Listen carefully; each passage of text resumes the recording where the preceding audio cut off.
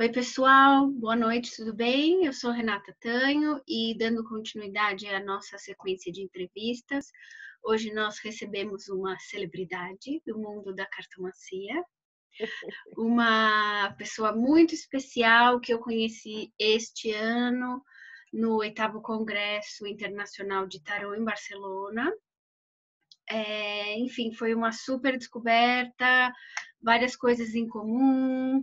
A maior delas é o Lenormand, com perspectivas diferentes, enfim. Daí, desse nosso encontro, começou uma história, né, que está movimentando, assim, as bandas do Brasil e do México e da Espanha, enfim. Então, eu achei que seria prudente e muito interessante fazer uma entrevista, porque realmente ela tem muitas coisas para compartilhar, enfim, muita história, muitos conhecimentos e uma perspectiva que eu gosto bastante, acho que tem bastante a somar.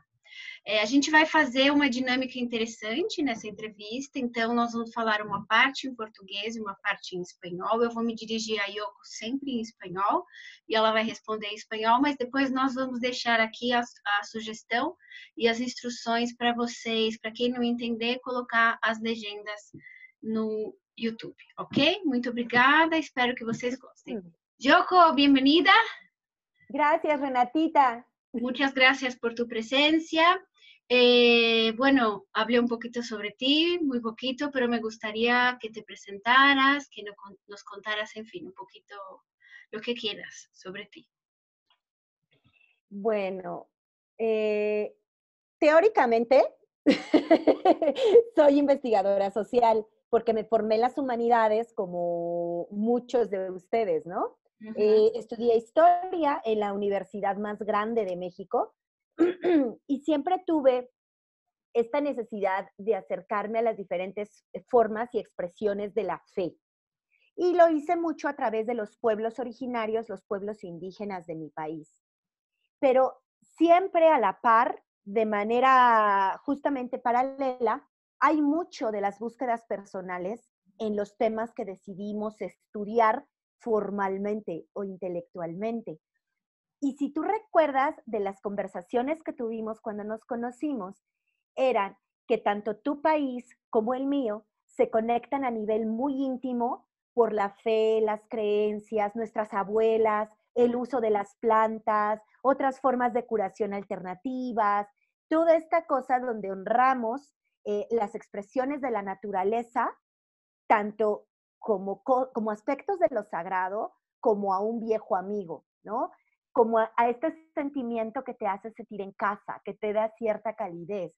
Entonces, es lógico que si estás en un país como México, sientas en algún punto de tus búsquedas la necesidad de volver a los orígenes, la necesidad de volver a los oráculos, al ancestral, a las plantas, a las hierbas, a la magia, a los dioses antiguos.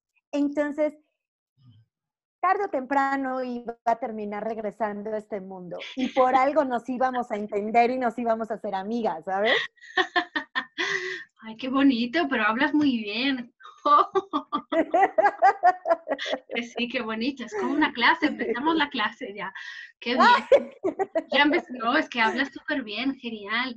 Bueno, cuéntanos un poquito, ¿qué es lo que haces por ahí? Bueno, eres investigadora social, cuéntanos un poquito de cómo empezaste en este universo de los oráculos, claro, esa introducción que nos hiciste, o si quieres hablarnos, bueno, algo sobre ti. Es que casi no me gusta hablar sobre mí, Renata, porque esto es como en una entrevista de trabajo, que mandas tu currículum y tienes que decir, yo soy súper buena en esto, soy súper buena en aquello, y eso no me encanta, claro. Porque me parece que este tipo de charlas son más para acercarnos de manera amistosa hacia lo que nos conecta y tenemos en común. Claro. Por eso es que yo decía, en algún momento me dediqué, sí, a esta cuestión que tiene que ver con la historia, a la enseñanza, pero no era suficiente, y más en estos universos mágicos de los que procedemos. Entonces, casi todos nosotros compartimos también esta cosa donde estudiamos intelectualmente de manera formal en un colegio y al mismo tiempo vamos nutriéndonos de esas experiencias de las abuelas, de las tías, de los que estuvieron antes de nosotros. Entonces, aunque los oráculos los comencé formalmente cuando estaba estudiando en la universidad, Ujú. estas inquietudes vienen por mi abuela, de línea Mm, materna, la mamá de mi mamá, siempre fue la que nos acercó a este universo, ¿sabes? Y decía, estudia, trabaja mucho, lucha por salir adelante. Decía, pero no te olvides de pasarte una ramita encima para limpiarte de una negatividad, de prender una vela ¿cómo se llama? Honrar a los ancestros y que te vaya bien en esa entrevista de trabajo. Entonces, hoy por hoy, las mujeres de mi familia, que son mi pilar y mi base, todas tienen estudios en esta universidad prestigiosa. La que no es bióloga es médico veterinario, la que no se dedica a cuestiones de protección civil. Entonces, son mujeres importantes en mi vida, mujeres fuertes, pero que nunca abandonaron la magia, como la creencia en otra cosa. Y esto es debido a mi abuela.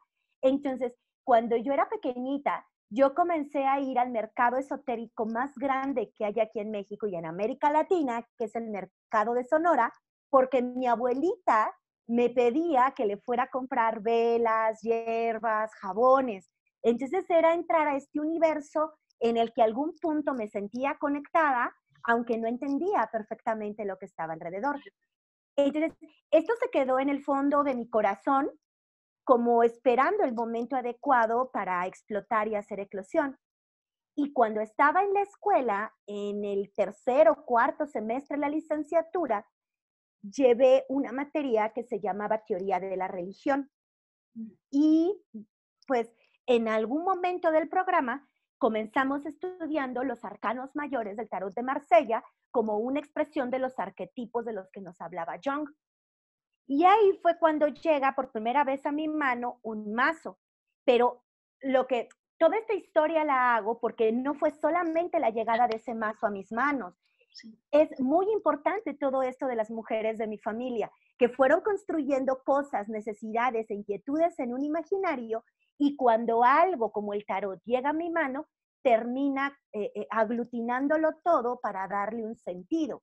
Y por lo cual esas búsquedas tienen una importancia muy grande en el momento en que se conjuga lo intelectual con la tradición y el linaje. Y ahí comienzo a estudiar tarot, ¿sabes? Pero muy intelectual, muy desde lo que decía Jung, muy desde el simbolismo.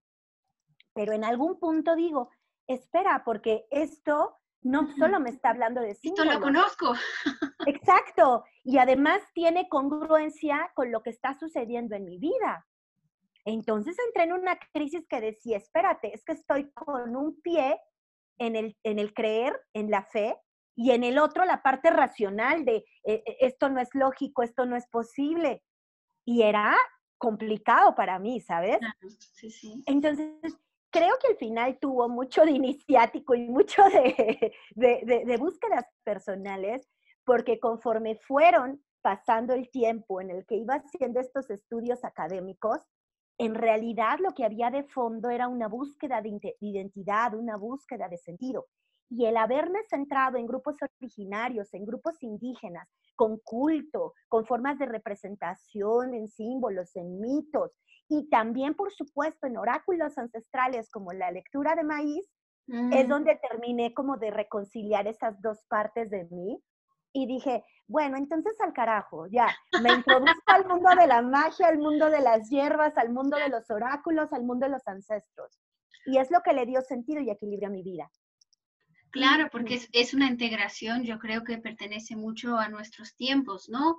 Que necesitamos explicaciones racionales, científicas, para, yo qué sé, explicar lo que nos pasa en un mundo que tiene una apariencia de inexplicable, ¿no? Pero estos dos universos, cuando pueden el estudio y la intuición, la percepción eso es lo que hace un buenísimo tarotista, cartomanto, lo que sea, ¿no? Alguien que trabaja con oráculos. Bueno, me has contestado entonces todas las primeras preguntas, me queda súper bien, ¿no? Porque era que nos contaras un poquito de cómo empezaste y de qué manera unes tu formación como historiadora o investigadora social con el enfoque que das a los estudios y tus prácticas como oraculista, ¿no?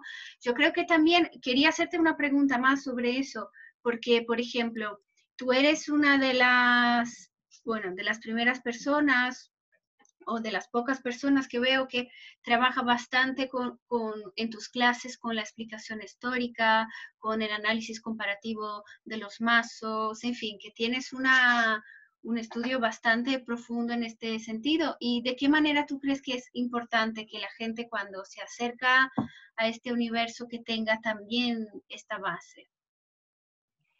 Lo que pasa es que, mira, conté toda esta otra parte que no había platicado en ninguna entrevista sobre mi abuela, sobre las mujeres de mi familia, sobre esta cuestión intuitiva, porque pienso que Brasil, al compartirla también, lo van a entender perfecto. Claro. Todas tuvimos la abuela, la tía, la vecina que te acogía como madre y te introduce al mundo de los oráculos.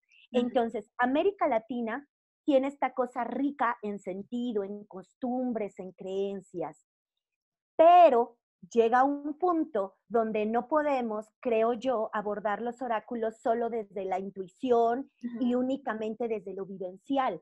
Para tener una lectura responsable o un acercamiento responsable a los oráculos, necesitas también revisar un poco qué es lo que hay en los antecedentes, qué otras metodologías has tenido a través del tiempo, para hacer un rescate lo más propio posible y que al complementar esta parte de estudios más intelectualizados con este universo mágico o intuitivo, llegar hacia tanto lecturas más potentes como también esta cuestión de conservar para las generaciones futuras, porque estás hablando de la globalización, Renata, y justo ahora nosotros que de alguna manera venimos de estos pueblos originarios o que somos herederos de esos pueblos originarios, tenemos la responsabilidad del conservar para los que vienen después de nosotros.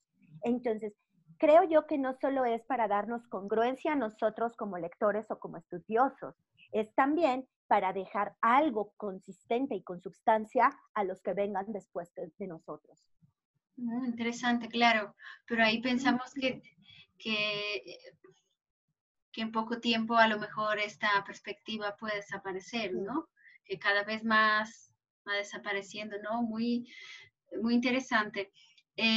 Bueno, quería preguntarte un poquito en este momento cuál es el oráculo que más utilizas en todo este camino que has hecho, en fin. ¿En qué momento estás ahora? En tus Mira, investigaciones y cuál es el del momento.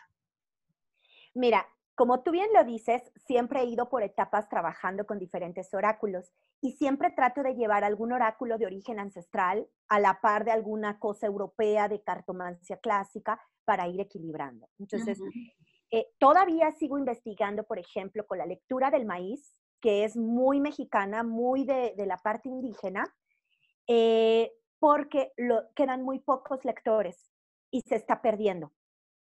Y eso sería muy triste porque es un oráculo que tiene siglos de utilizarse y que conecta con esta cosa de la ancestralidad, de los dioses, de lo que somos en el ADN los mexicanos. ¿Ok?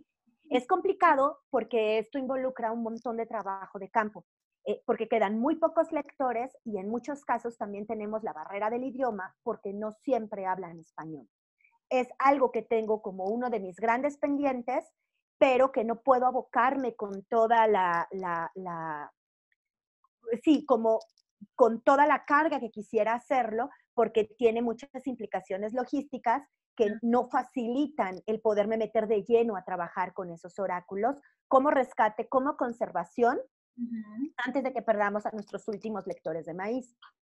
Pero lo que sí tengo a la mano, lo que sí puedo trabajar más cercano, por un lado es la profundización en Lenormand en cuanto a técnicas clásicas para la lectura de las casas o el gran tableau, que ustedes en Brasil llaman la mesa real, porque aunque uno va desarrollando técnicas personales, hay autoras como Beth López Maza, que tú también la conoces, que rescata métodos tradicionales, pero que también después de tantos años de trabajo ha desarrollado los propios.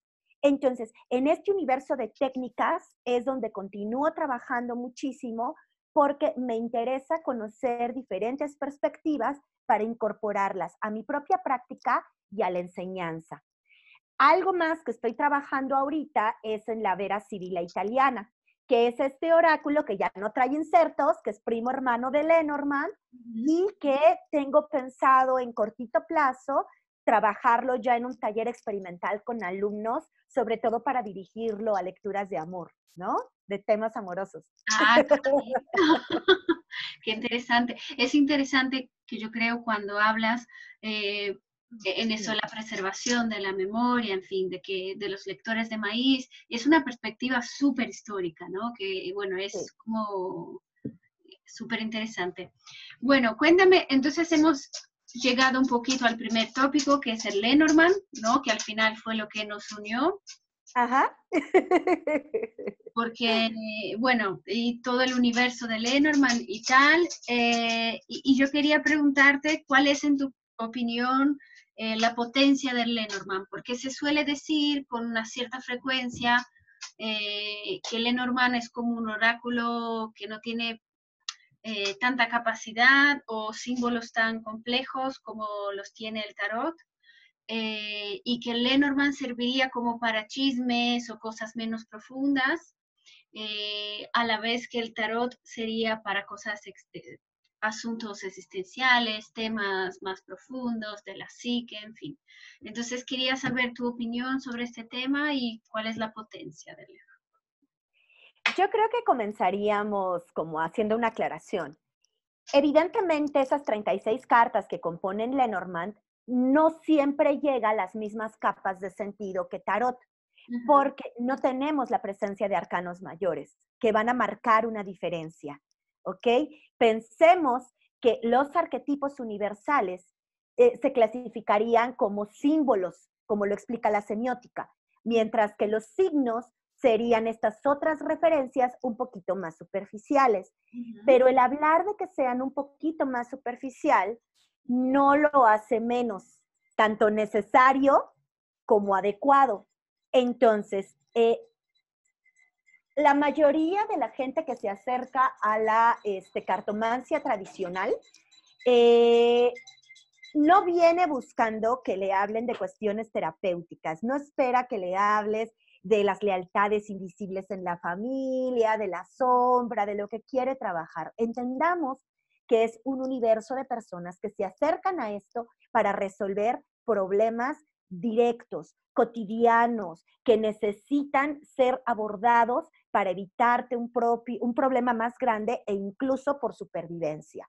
Entonces, si a ti están a punto de botarte tu trabajo, no te interesa abordar tu sombra. Necesitas saber qué retos son los que vas a enfrentar para resolverlos de manera asertiva, con la guía adecuada, con el apoyo adecuado. Tú puedes estratégicamente manejar una situación que puede estar en contra tuya o en prejuicio tuyo y darle la vuelta para favorecerte.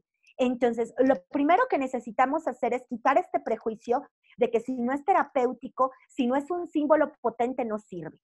Yo no puedo abordar el trabajo del ser, de la parte más profunda de mí, si primero no tengo que comer y si no tengo dónde vivir. Y estos oráculos siempre nos han acompañado como no solo para chismosear sobre un novio, no solo para saber sobre una relación, nos acompañan como un apoyo en nuestra vida cotidiana para resolver las cosas, los conflictos, los retos del día a día. Y como se lo digo a mis alumnos, aunque estas 36 cartas no tengan la profundidad de los arcanos mayores del tarot, lo que le da certeza, lo que las hacen puntuales, lo que las hacen asombrosamente asertivas, es estos tendidos o lecturas grandes con sus técnicas antiguas desde la cartomancia clásica. Porque estos tendidos de cartas en una mesa real, en un GT, en una lectura de las casas, le dan dinamismo a las cartas, permiten leerlas en 360 grados y le dan una capacidad de movimiento y de interrelación entre ellas que no vas a encontrar regularmente en el tarot. Entonces, hay que establecer que el tarot no es superior a Lenormand o que Lenormand es mejor que tarot. Son dos instrumentos a los cuales podemos acceder dependiendo de la necesidad de nuestro consultante. Entonces, si estoy en un momento en que no soy capaz de entender mis emociones, qué es lo que está motivando mis actos, etcétera, voy a recurrir a mi buen amigo que es el tarot. Pero en lo cotidiano, en los problemas del día a día, necesito respuestas claras y muy directas. Y el Lenormand lo permite. Entonces, la gran potencia que tienes en Lenormand, a pesar de que no tengamos esos arcanos mayores, estos símbolos universales, es el dinamismo que imprimen las técnicas de la cartomancia clásica, a partir de diagonales, saltos de caballo, lecturas de espejo, toda esa movilidad en 360 grados que permiten las técnicas clásicas. Muy bien, claro, porque es un mundo, ¿no? Si utilizas las 36 cartas, tienes todo a tu disposición, ¿no? Sí, aunque, perdona Renatita, aunque sabemos que tenemos muchas capas de sentido diferentes en una lectura, aunque sea Lenormand. Sí. Y tú sabes que aquí en México nos enamoramos mucho de cosas de Lenormand, de la escuela brasileña, de cosas que han hecho tus paisanos, debido a que, bueno, tenemos estas humildes 36 cartas enfrente, pero tus paisanos empezaron a agregar símbolos arquetípicos. Al representar orichas, al representar potencias espirituales, ya sabes que no solo tienes ese significado básico, sino que ya agregan este otro símbolo más potente en una lectura. Por eso creo que es otra cosa que nos une a brasileños y mexicanos y que nos entendemos muy bien y por algo hemos acogido muy calurosamente y con mucha emoción cosas que están haciendo tus paisanos. Claro, y ahí es donde entramos, por ejemplo, en la escuela brasileña, ¿no? Que era la próxima pregunta que te iba a hacer, que conociste. Ay, creo que me estoy adelantando mucho. No, pero está súper bien, porque parece que tienes el texto así como de memoria, está perfecto. No, no, No, lo que pasa bien. es que No, cuéntame, no, perdón, ¿qué me ibas a decir? Que te iba a decir, perdona la No. interrupción, que esta unión no se debe solamente a que nos identificamos a través de la cartomancia o a través de estas enseñanzas ancestrales de abuelas, de grupos indígenas, etcétera.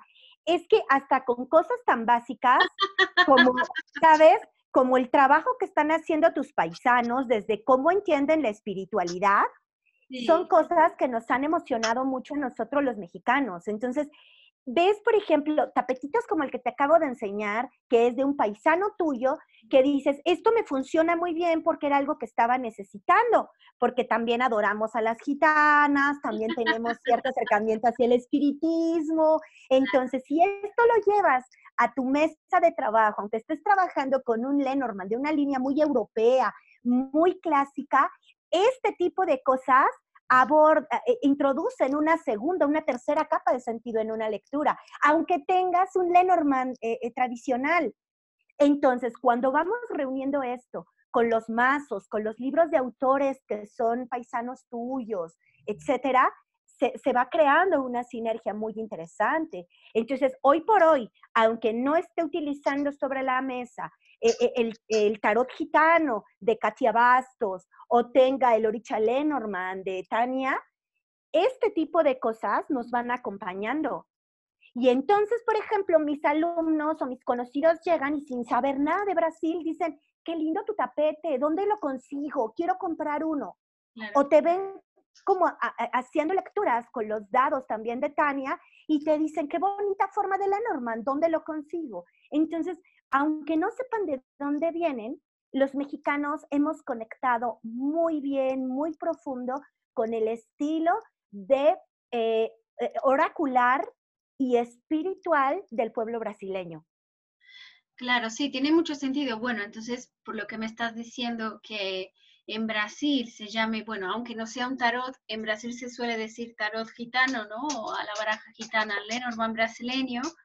Claro, ahí hay una conexión de almas, ¿no? Que la cosa sí, Exacto. se crea una bóveda, se crea una egrégora, como decimos en portugués, y bueno, y al final estamos todos bajo esta misma frecuencia, ¿no? Que estamos trabajando con el Lenormand. Y cuéntame una cosa, de las cartas que conociste, ¿no? Entonces, conociste el tarot de Katia, conociste el Orisha Lenormand. Cuéntame si estás utilizando directamente alguno o no. Ah, ya lo tienes ahí. Vale. Mira, ¿Y el cómo de Katia, cuando los utilizas? Cuéntame. mira, es muy chistoso. El de Katia lo tengo aquí y lo enseño durante las clases y lo he trabajado con algunas lecturas. A ver, ¿me escuchas? Porque vi que se pausó un poquito No, la yo te imagen. escucho, te escucho. A ver,